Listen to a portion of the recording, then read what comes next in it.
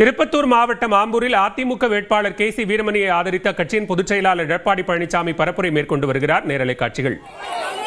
ஆக மக்கள் ஏற்கனவே முடிவு பண்ணிட்டீங்க, எங்களோட விவரமா இருக்கிறீங்க, எங்களோட மக்கள் விவரமா இருக்கிறீங்க.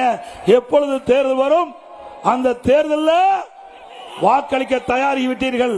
இன்றைக்கு தமிழகம் முழுவதும் ஒலிக்கின்ற ஒரே குரல் மக்கள் ஒரு ஆட்சி அகற்றப்பட வேண்டும் என்ற குரல் ஒலித்துட்டு இருக்குது. அந்த குரல் தான் இங்கேயும் ஒலிக்குது. அதோட இன்றைக்கு தமிழகத்தில் சிந்திக்க வேண்டும், சிறுபான்மை மக்கள் சிந்திக்க வேண்டும். அதிமுக ஆட்சி இருக்கின்ற வரை சிறுபான்மை மக்களை கண்ணை எமைகாப்பது போல காத்தோம். சிறுபான்மை மக்களுக்கு எண்ணற்ற திட்டங்களை வழங்கிய அரசாங்கம் அதிமுக அரசாங்கம். என்ன நாங்க பாரதிய ஜனதாவோட கூட்டணி வச்சுட்டா அதனால நாங்க இஸ்லாமியர்களை பாதுகாக்க மாட்டோமா? எவ்வளவு பொய் சிந்திச்சு பாருங்க. கூட்டணி என்பது வேறு, கொள்கை என்பது வேறு. கொள்கை ஒரு கட்சிக்கு நிலையானது.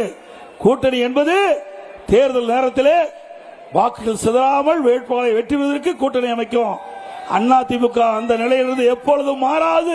திரு ஸ்டாலின் அவர்களே, சிறுபான்மை மக்களை ஏமாற்றி வஞ்சித்து வாக்குகளை பெற்று நீங்கள் ஆட்சிக்கு வரீங்க.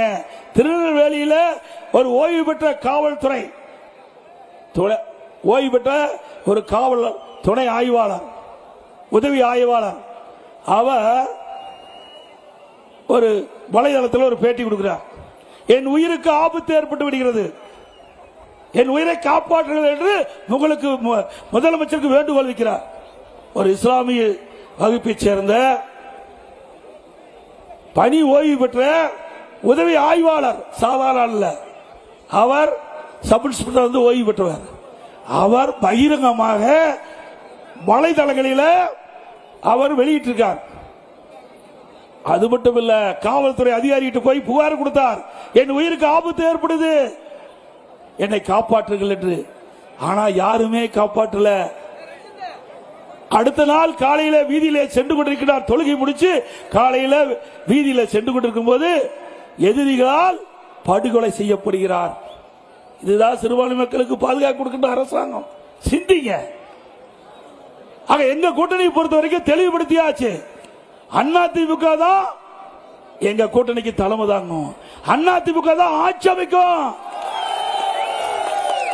கூட்டணி முதலமைச்சர் வேட்பாளர் இபிஎஸ் தெரிவிக்கப்பட்டு விட்டது. வேண்டுமென்றே திட்டமிட்டது ஸ்டாலின் தமிழ்நாட்டுக்கு டெல்லிக்கும். தேர்தல் எங்க நடக்குது? எதற்காக தேர்தல் நடக்குது? சட்டமன்ற தேர்தல் தானே. அப்ப எங்க போய் டெல்லி பிடிக்கிறீங்க? எப்படி மக்களை ஏமாற்றுறாங்க பாருங்க. திரு ஸ்டாலின் அவர்களே, ஒரு முறை மக்களை ஏமாற்றி, சிறுபான்மை மக்களை ஏமாற்றி ஆட்சிக்கு வந்துட்டீங்க. இனி மக்களை ஏமாற தயாரா இல்ல. தமிழ்நாட்டில் எங்களை பற்றி விமர்சனம் செய்வதற்கு எந்த ஆதாரமும் இல்ல. மடியிலே கனம் இல்ல, வழியில பயம் இல்ல. எங்களை பற்றி எதிர்கட்சி கூட விமர்சனம் செய்ய முடியாத ஒரு நல்ல ஆட்சி கொடுத்த அரசாங்கம் அதிமுக அரசாங்கம். தெல்லு திராணி இருந்தா சொல்லுங்க, நான் பதில் சொல்ல தயார். அதை விட்டுட்டு இன்றைக்கு தமிழ்நாட்டுக்கும் டெல்லிக்கும் தான் பிரச்சனையா? ஆமா, டெல்லியில் தானே காங்கிரஸ் இருக்குது. உண்மை தான் சொல்றாரு. டெல்லியில காங்கிரஸ் இருக்குது இல்ல. ஆனா 20 நாள் போராடி ஸ்டாலினுக்கு ஞாபகம் மறதி வந்துட்டது. ஏன்னா காங்கிரஸ் திமுக உடனே கூட்டணி அமைச்சிட்டாங்களா? 20 நாட்கள் போராட்டம், பத்திரிகையில ஊடகத்திலே மாறி மாறி வந்தது. திமுக கட்சிக்காரர் நிர்வாகிகள் காங்கிரஸ் குறை சொன்னாங்க, காங்கிரஸ்காரர் திமுக குறை சொன்னாங்க. ஒரு காலகட்டத்தில் திமுக காங்கிரஸ் கூட்டணி ஏற்படாத என்ற சூழ்நிலை வந்தது. எப்படியோ கூட்டணி அமைச்சுக்கிட்டாங்க. ஏன்னா மனசாரா கூட்டணி அமைச்சாங்க,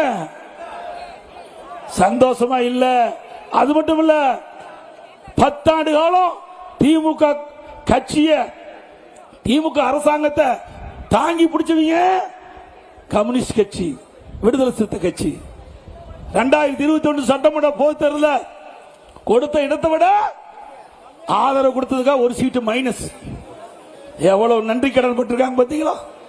இந்த கூட்டணிக்கெல்லாம் எவ்வளவு தூரம் சொன்னோம், திமுகவை நம்பாதீங்கன்னு சொன்னோம், கேட்கவே இல்லை. சட்டமன்றத்தில் புகழ்வாங்க. நாங்க பிரதான எதிர்க்கட்சி என்ற முறையில் மக்களுடைய பிரச்சனை எடுத்து வைப்போம்.